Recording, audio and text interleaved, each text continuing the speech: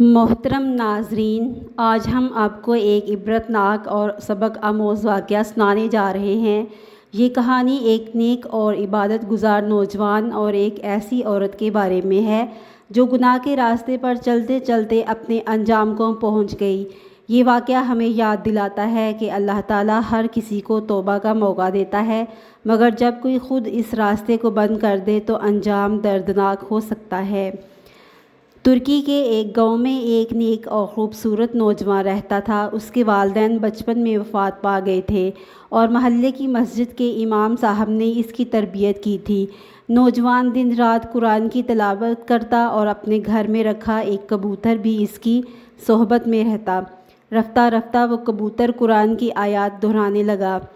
اس نوجوان کے گھر کے قریب ایک عورت رہتی تھی جو گناہ کی راہ پر تھی۔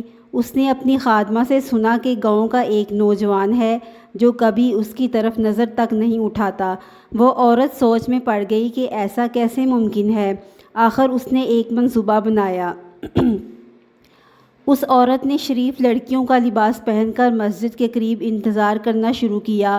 نوجوان ہمیشہ نظریں جھکا کر آتا اور کبھی اس کی طرف نہ دیکھتا۔ کئی دنوں تک ایسا ہی ہوتا رہا۔ ایک دن وہ عورت بے ہوش ہو کر گر گئی۔ نوجوان نے لوگوں سے مدد مانگی مگر کسی نے اسے نہ پہچانا۔ نوجوان نے اسے عارضی طور پر اپنے گھر پناہ دی۔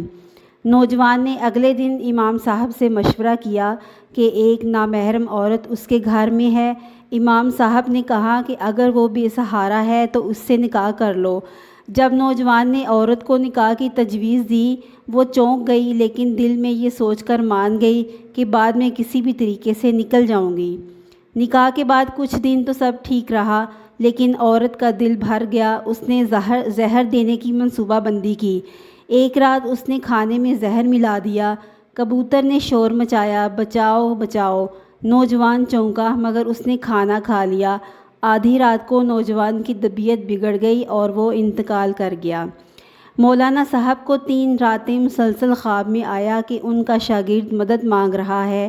چوتھے دن وہ گاؤں کے لوگوں کے ساتھ نوجوان کے گھر پہنچے۔ کبوتر نے پھر شور مچایا اور جب صحن کی زمین کھودی گئی تو نوجوان کی لاش ملی جو ایسے لگ رہا تھا جیسے ابھی دفنائی گئی ہو۔ کبوتر نے سب کہانی سنا دی۔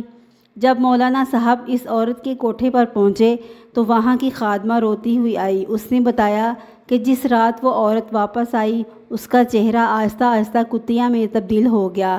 اللہ تعالیٰ نے دنیا ہی میں اسے اس کے عمل کی سزا دے دی۔ خادمہ نے بھی توبہ کی اور مولانا صاحب سے معافی مانگی۔